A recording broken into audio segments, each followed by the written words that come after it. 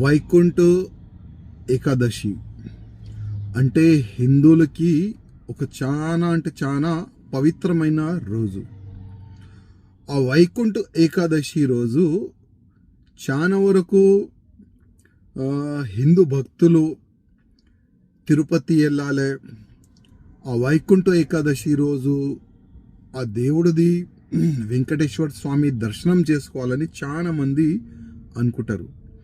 ప్రతి సంవత్సరము చాలా వైభవంగా కార్యక్రమం జరుగుతుంది. దర్శనం కూడా లాక్స్ ఆఫ్ భక్తులు దర్శనం చేసుకుంటారు.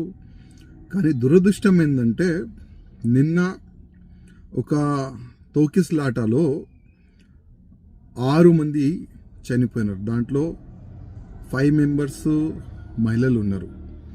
ఇంకా 48 మెంబర్స్ దాంట్లో ఇంజిట్ కూడా అయినారు ఆ తోకిస్లాటలో.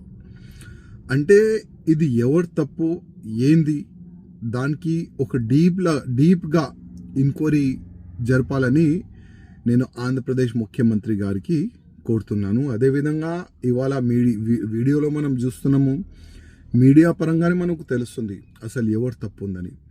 ఒకవేళ పోలీసులు సడన్గా ఆ గేటు తెరవకపోతే ఆ యాక్సిడెంట్ జరిగేది కాదని అక్కడ ఉన్న సాక్ష్యాలు చెప్తున్నారు. అసలు ఇది వాస్తవమేనా, అసలు ఎవరు తప్పు ఉంది అని కొద్దిగా డీప్గా ఎంక్వైరీ చేయాలని నేను మా నాయుడు ముఖ్యమంత్రి గారికి రిక్వెస్ట్ చేస్తున్నాను. అదేవిధంగా 6 చనిపోయినారు.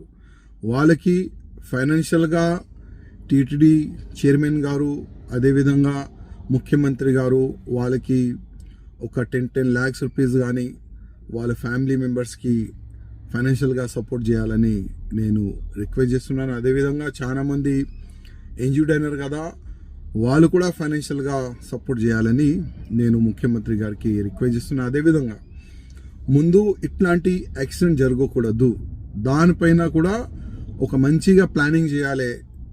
లక్షల మంది తిరుపతి దేవస్థానంకి వస్తారు.